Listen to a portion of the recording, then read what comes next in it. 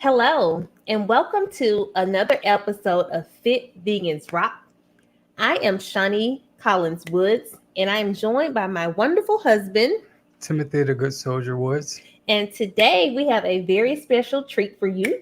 We have an interview with the Timothy Good Soldier Woods.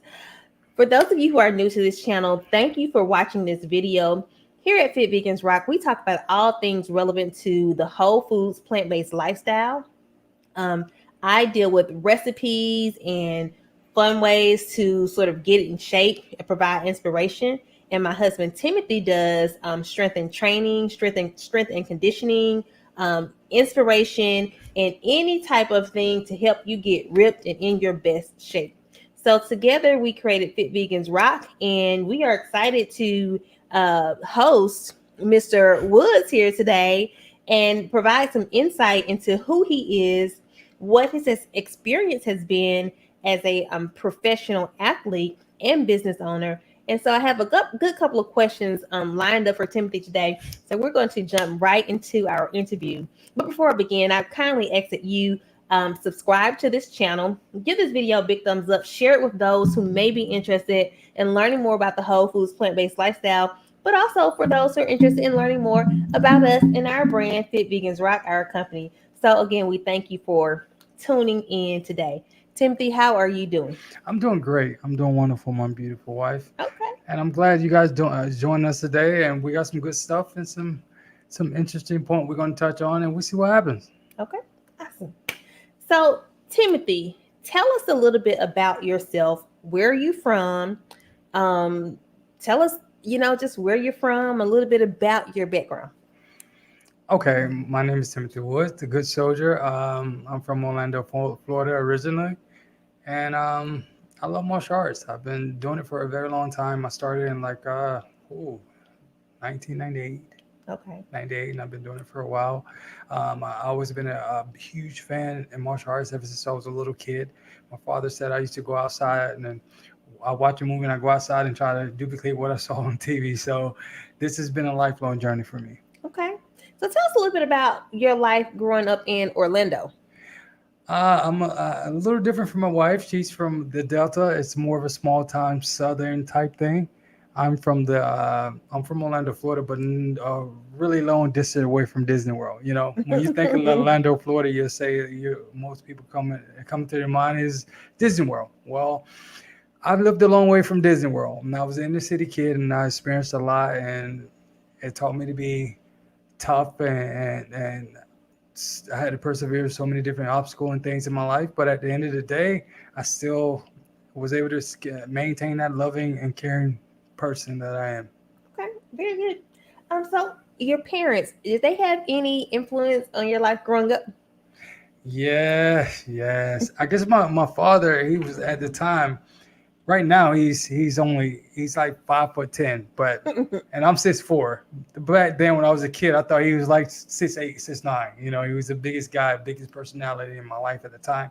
My mother was like Maxina, God bless her soul. She went to heaven already, and she was just a beautiful person, inside and out. I would say that my mother has never. I would say I have never heard her talk about anybody out of my whole life.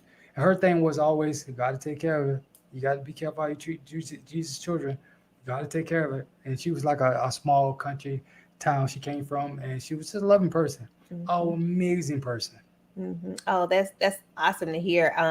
We've been married for 4 years. We just recently celebrated our 4th year anniversary, and I always tell Tim, I when we first met, I felt your spirit, but as he has described his mother, and who she is and how she lived her life and how faith was so important to her, I can definitely tell that she passed those values on to her son. And so, even though I didn't meet her, I can feel her presence through Timothy, and feel the type of person she probably was in her life. And so that's a true blessing. So you talked about your mom and how faith was so important to her. I know you as my husband, as a man of God. So talk to us a little bit about why faith and your spirituality, why your faith in Jesus Christ is so important to you. Well, it wasn't always like that. I remember as a kid, and my mother grew up in a small town. My grandmother, her mother, my mother, Maxine Edwards, her name was Eva Edwards. They lived practically right across the street from the church, a little Mm-hmm. small country church. I mean, she was a cook for the church. So my mother was raised in the church. I wasn't. Unfortunately, my father never really went to church like that. As a matter of fact, I never seen my father go to church. Really? No, no, not at all. But my mother, later on, she met my father, and she didn't go to church, but I would say every night she read and wrote stuff in her portfolio, her diary. And right now, we still have her Yes, diary. yes. It's a you blessing that know, we still have stacks of stats up. books that Miss Maxina would write in. Yeah. So she would write to God prayers and stuff like that. And she would always talk about God.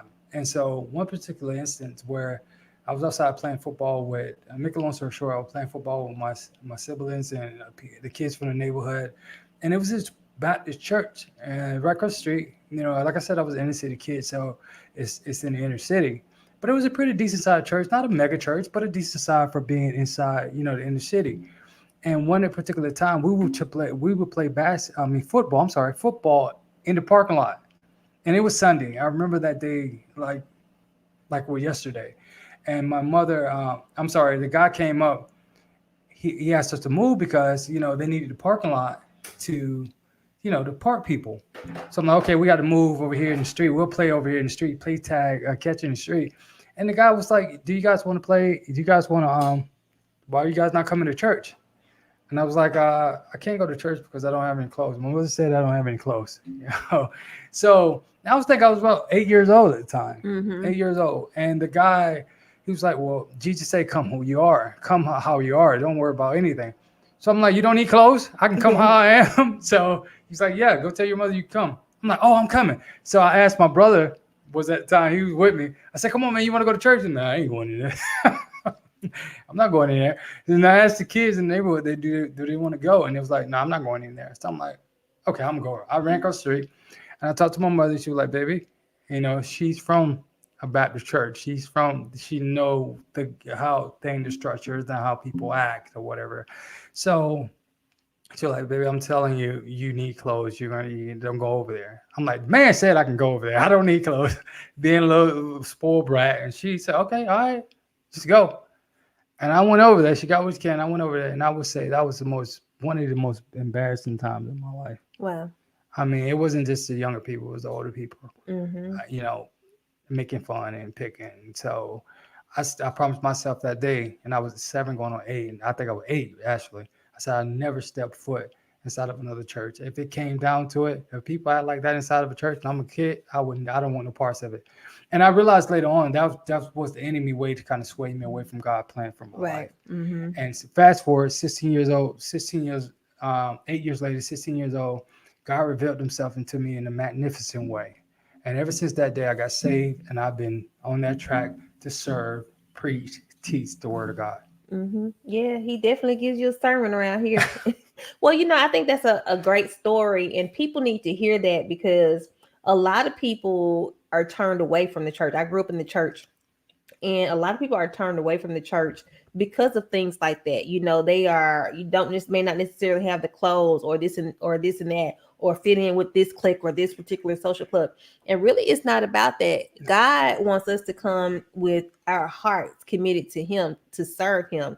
And so I think it's important that you share that because what you're telling people is don't turn away from God, No. and don't let people turn you away from the church, because the enemy No. does work through people. And that church wasn't right, but you have a bigger testimony, Yes. in the Yes. end. Yes. So God worked everything out. yeah, that's absolutely great. So let's get into talking about your career as a professional athlete. Okay. So if you were to describe your sports hero, who would you say is a person you admire or look up to um, as a professional athlete?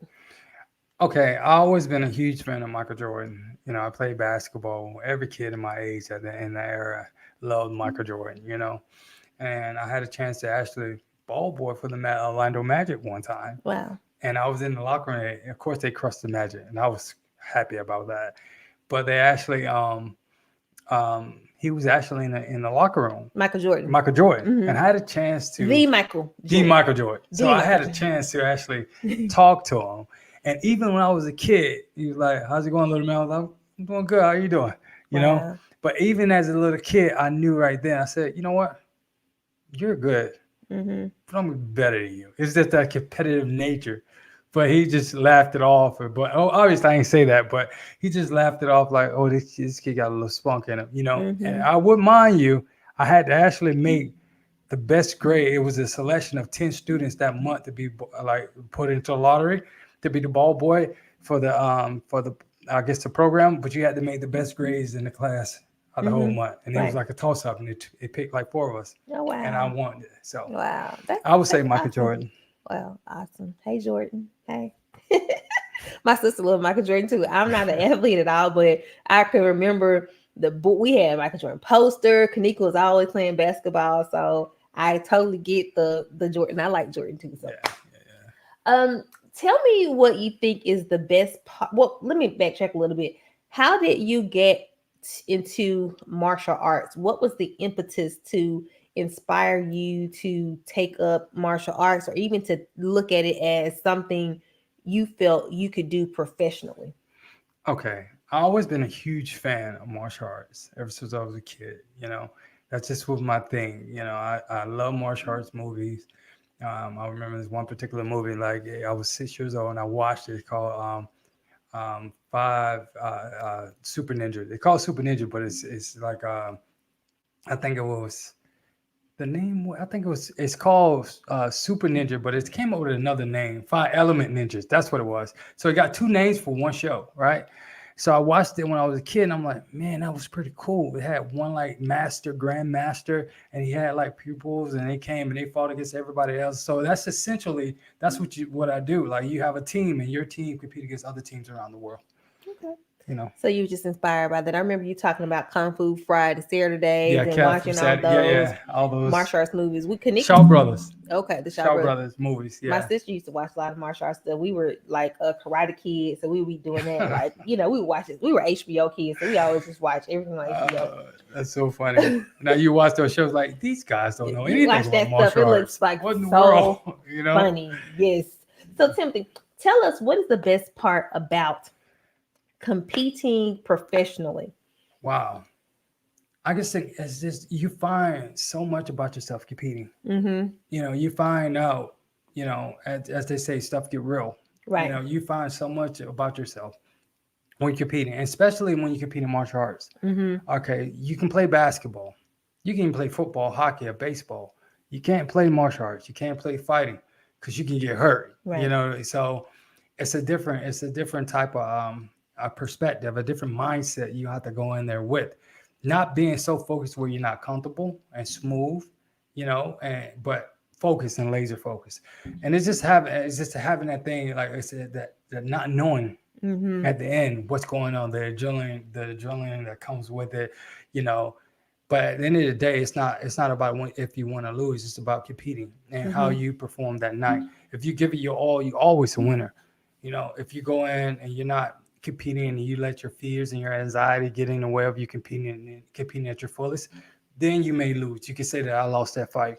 But if you go in there and you prepare before the fight with training camp and you do all that you can, and you go in there with the willing to know that, okay, well, I gave it my all in the trenches, and let's go at it, win or lose, I'm gonna give it my all. You're a winner. Okay, awesome. Well, wow. It's based on what you say. It seems like it requires a lot of dedication, but more so, what you're saying is it's your mentality. Yes. It starts like with the mind. One of Yes. my favorite poems is "It's all in the frame of mind," and one of the things is if you think you if you think you're a winner, then you've already won. Yeah. If you think you're a loser, you've already lost. So Yes. what you're saying is it starts with the mind frame. So that's a good point of view for us to take in Yeah. and absorb. Even as you think about being vegan, Yeah. that's why it's a lifestyle, but it starts with your mind. Yes. Okay. Absolutely. I So agree. so you mentioned training camp. So over throughout your career, in order to prepare for a martial arts tournament or a competition, you have to go to training camp for few periods of months, like for a long period of time, right? Yes. So during that period, and even just in training, you have interacted with professional athletes, throughout your career, and you guys work very intensely. What are some of the things that you guys would do to make practice or your sparring sessions fun? Because we know you're doing the hard work, Hmm. but what about the fun part? Well, I guess to go back to that competition thing. When you're inside of a room, you go out to training camp and you're inside of a room and you got all these guys and ladies. I would say it's more ladies than guys now. It's equal amount of competitors in martial arts. And everyone has this thing like, I want to be the best. I'm going to be the best today. I don't know how I feel, but even if I feel bummed out, you're not beating me today. You're not beating me. So to make it fun, I think it's just that competitive thing, that competitive nature, some as far as the training wise, for me, sparring was always fun for me. I don't know, it's kind of weird. Mm-hmm. Like sparring when actually we're going back and forth and I'm going with different individuals, I found that is super exciting. Now strength and conditioning never was too fun for me. I couldn't figure out how to make that fun. But I tell you what, at the end, when I'm done with the strength and conditioning, excuse me, I felt excited. I felt motivated. Like it may suck at the time, but when you get done, like, wow, I really killed myself, but we got it done. All right, we got it You know, done. Okay. Sounds good. Just that sparring and keeping that competitive edge is what really motivates you. yeah. If you were to describe a sports quote, it may not be someone who has given this quote actually, or maybe perhaps just a mantra or something you think of for yourself.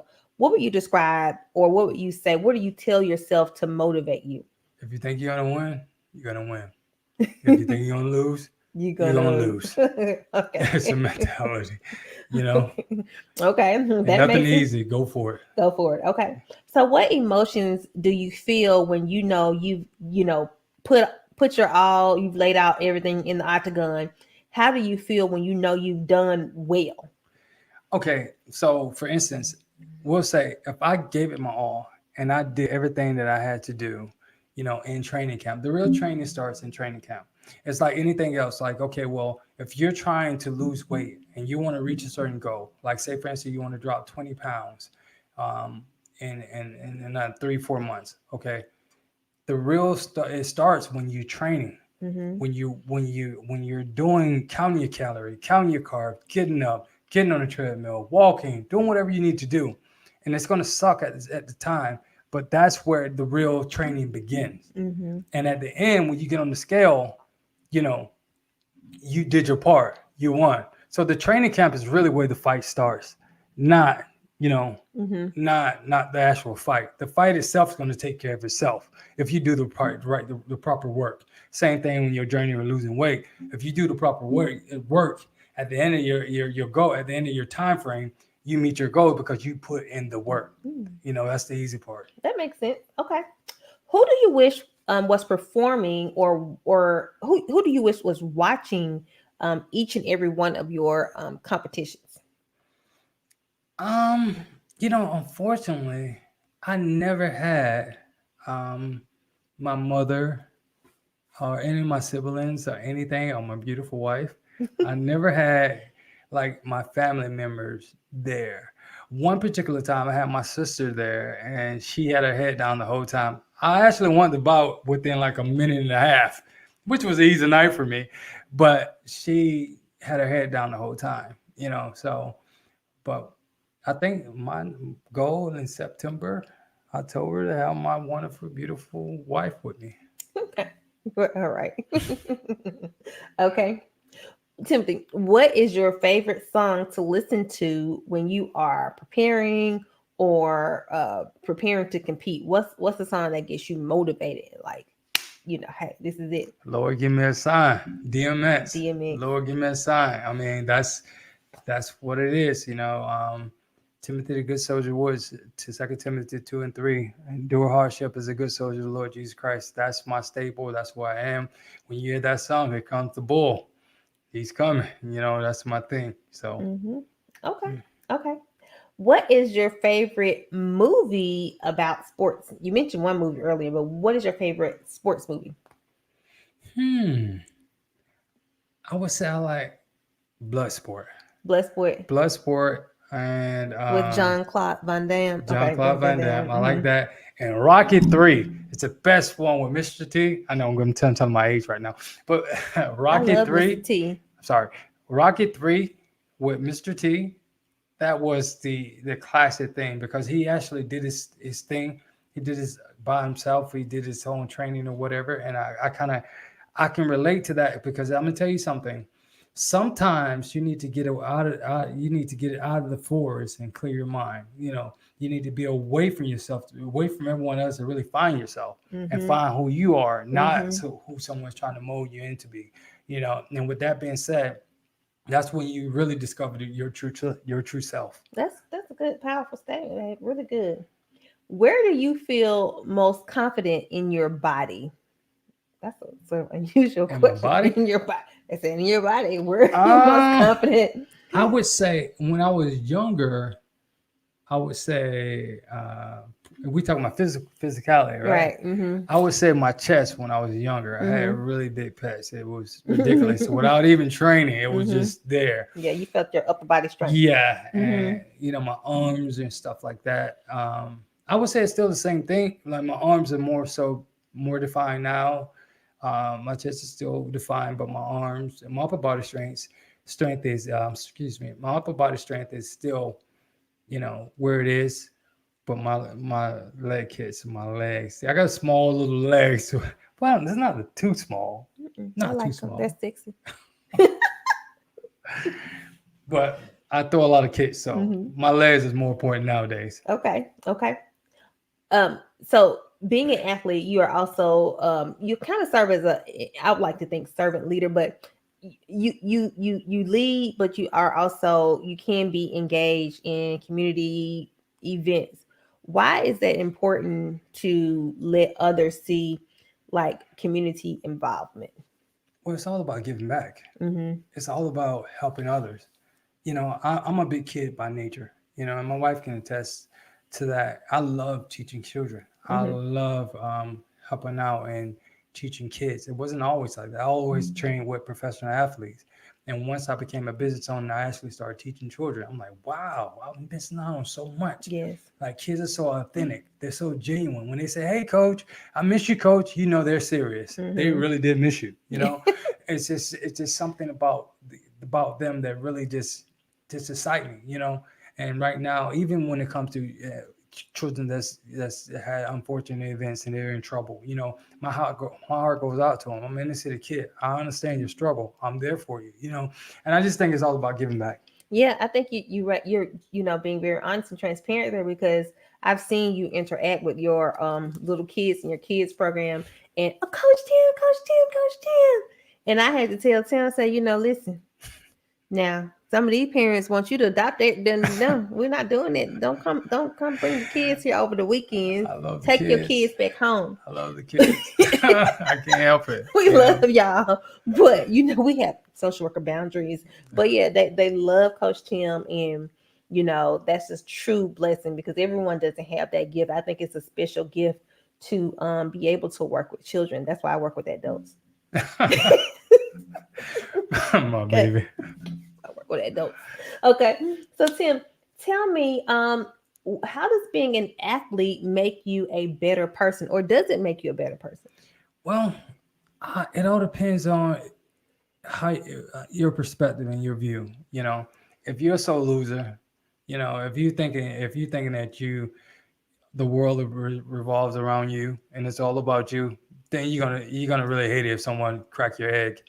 You lose, and or no one like losing. Everyone Mm-hmm. know that it sucks. You're athlete, you put your all into it. You lose, it's gonna suck. You hate losing, but it's more so about what are you trying to do with your success? Who are you trying to reach with your success? What are you planning on doing? If it's all about you, you're gonna be self-absorbed.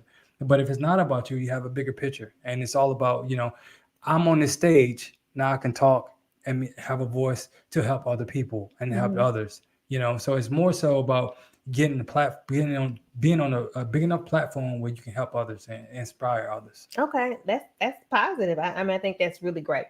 Um, what do you do to calm butterflies when you are preparing to compete?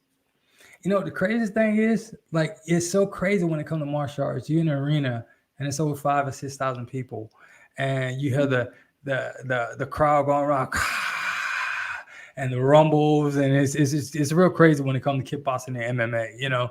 And then you're in the background, you're warming up, and the guy say, "Hey, Woods, you're up," you know. So now you're like, okay, game time. Um, and then the guy come in and he's bleeding all over the place, and there people before they might have been hurt or he might have won. It just still hurt. Injuries happen.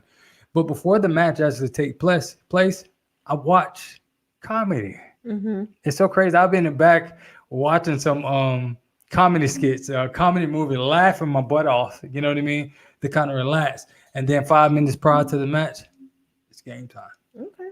Okay. Makes sense. If you could, well, you do. You're a well-rounded athlete. So if you were to play another sport professionally or even just in general, what would that be? I love basketball. Mm-hmm. To be Who's your favorite honest, team? the Lakers. Who's your favorite basketball player? Kobe Bryant, Kobe B. Mm-hmm. God Mm-hmm. rest in peace, rest his soul. He's the Michael Jordan 2.0. You Right. know, I would say that Kobe Bryant is arguably the best player in the world that ever lived. He don't get the recognition that he deserved, but that Mamba mentality, man, it goes far more than just basketball. You know, Mm-hmm. Mm-hmm. Okay. If you were to describe one word that sort of sums up who Timothy is, what word would you say? gritty, grit. Grit. You know, Okay. it's just like even though educated but blue collar, just Mm-hmm. grit. Mm-hmm. Like life experience that taught me, you're gonna go through things. You're gonna have ups and downs. You're gonna have setbacks in life. This could be like a metaphor for everyone that's listening. Like to pick yourself back up. You're not a loser until if life knock you down, get back up. You're not a loser unless you stay down. If you get back up and try again, revamp your method, try a different angle, maybe go to something else or keep going but a different route. You're still a winner. Believe that you're a winner because you are. But if you stay down, you're just a quitter. All right. So be gritty. Okay. You got it. Okay. Let's see. Let me see. We have already covered so many great questions. Um, what foods do you eat to prepare for a competition? Okay, but now that I'm whole food Plant plant based. based, all right. So you're a We vegan don't do, athlete. yeah, I'm a vegan athlete, so I don't do like I used to. And it's amazing because every camp that I ever went to, we're professional. So we have our own strength and conditioning coach, we have our own nutrition coach, we have everything lined up for us. And I really think they just didn't know either. They didn't know what they was doing. We were just eating that poison. You know. Listen, when you watch What the Hell, they say a Yes. lot of doctors don't even know. I was telling the doctor a few months ago, like, listen, what you're talking about, you're not. That stuff is sugary. That stuff Yes. is death food. What you're trying to tell Yes. me, Doesn't and make she's like, sense. no, it's not. I was like, but it is. I know. Yeah, we had certified nutritionists, and they gave us diet plans. We had to stick to the diet plan, and not only we didn't have to go buy our stuff, they had guys to actually go. This is what you need. Do you eat this amount? This is what you eat portion. You eat at this time. At this time, you cut off. Everything is to the science, but at the same time, if you don't know, then you don't know. Right. But now that I'm a vegan athlete, it's the same thing: high protein, low carbs. Mm-hmm. But now it's just plant based. Right. Okay. That makes sense. That makes sense. Well, is there anything else you'd like to share with us about being an athlete? Oh, I know. I forgot one important question. We talked about winning. We talked about the necessary mindset it requires to train and the mindset it requires to compete at a high level. We talked about family. We talked about faith. We talked about the meaning of good soldier, how you describe yourself. What does it mean? Can you describe one of your most profound losses and how did you rebound from that? Okay, my last loss was devastating, Mm-hmm. and at that time, I going into it, I knew I wasn't prepared technically because I knew I didn't give it my all. Remember, just while we talked about giving your all in training camp. Unfortunately, like I only went to training camp for like 2 weeks before the fight. quiet as crap. And I'm the type of person where I don't make excuses. And right before then, that match, um, I ended up, what was that? I had a broken foot. Yeah, you had a broken foot. Yeah, my leg was broke, and my foot was broke. I'm sorry, and so I knew that kicking would probably be out the equation. I'm a strong kicker. That's one of my strong points in my martial arts or whatever. Um, but I have been in so many situations where I prepared for 3 months, 4 months for a fight, and guys back out at the last minute.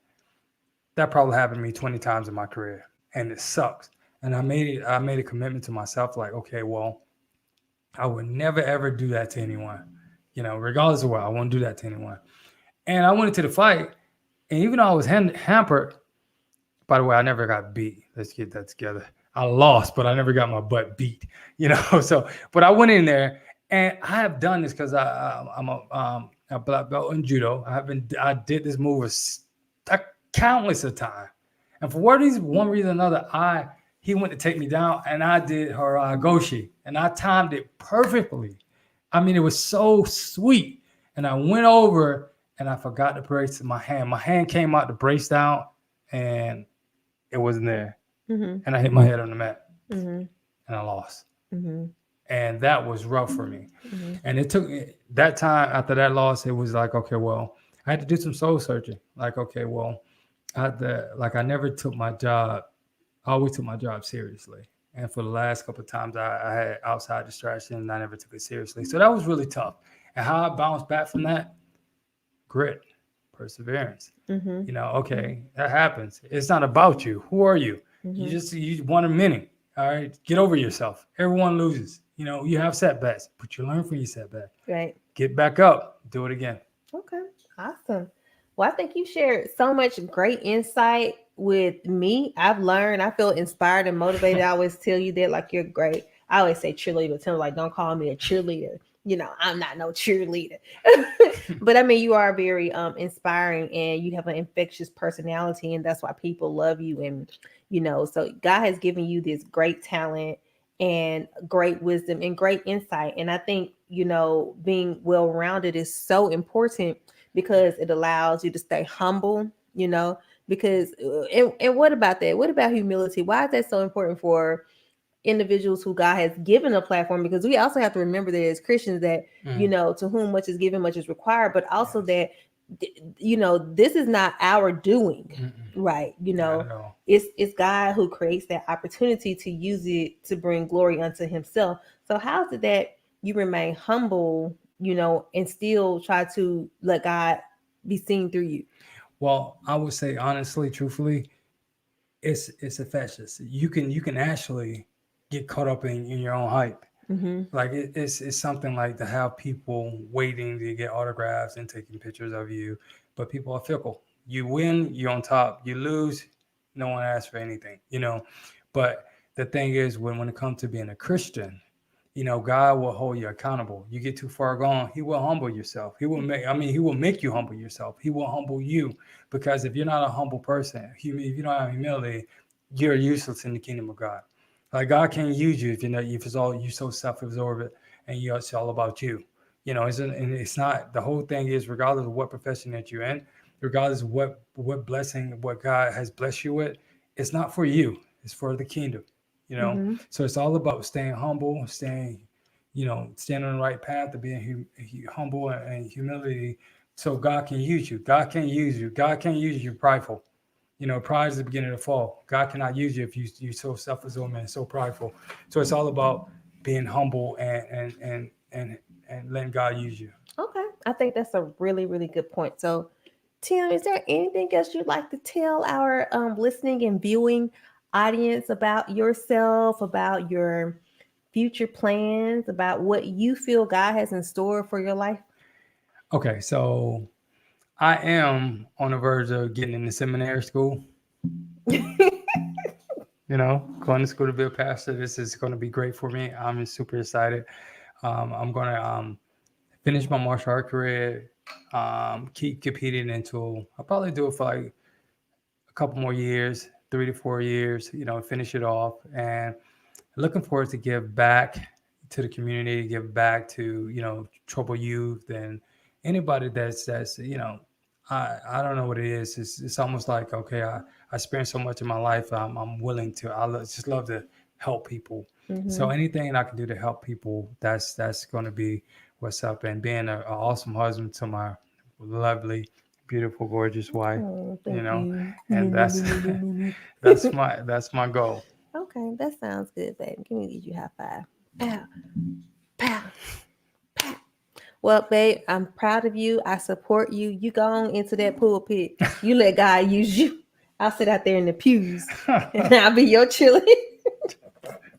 I'll be your cheerleader and I'll help you with your endeavors unto the Lord. Whatever God has called you to do, I definitely support you like you always support me and champion me. So I praise God for you, and we just praise God for your professional career and just ask God to continue to bless you, to cover you in all of your ways, and that whatever it is you put your hand to, he blesses it, and that his hand is on it, and his hand is with it, and that anything that is not for your life, that God doesn't have for your life, that he removes it, and Mhm. he blesses us to be humble in that and understand that he does all things according to his will, and all things to not to harm us but to bring good into our lives. So Absolutely. we thank you for taking this time to speak with us tonight, to speak to this platform and our listeners and our viewers tonight. I've certainly learned a lot from my husband just in listening to him and hearing this insight. And he has so many wonderful stories, a true gift that is on the inside of him. And if he will ever let me help him push this book on out. The book is written. We just have to get it done. But I'm going to in due let season, in do your season, because season. it has to Yes. be in the season that you want it Yes. to be done, and when God says the same. But I'm here. But thank you so much for tuning into this wonderful interview. Please give this video a big thumbs up. Share it with those who are looking to be inspired, to be encouraged, or who want to know what it is required to perform at a higher level. It starts with your mindset, as Absolutely. Coach Woods just said to us, and it starts with for him having faith. And we encourage you, if you are not a part of the body of faith, You get to know always the could get man, get there. to know the You always man. could get there. He's waiting. This is our platform, Fit Begins Rock, but we are Christians first. And so that's truly important to us. And so thank you so much for looking at this video. Thank you for subscribing to our channel. We encourage you to do that. Please share this video with someone who may be interested, and give this video a big thumbs up. Turn that notifications bell on. And until the next time, you guys take care. Please prosper and be in good health, because that's what God wants you to do. And follow Good Soldier, Timothy, the Good Soldier Woods, on his Instagram platform at Good Soldier MMA. We are rebuilding and rebranding for him. And so we thank you for taking this journey with us. Thank you, Have a guys. wonderful evening. See ya. Bye.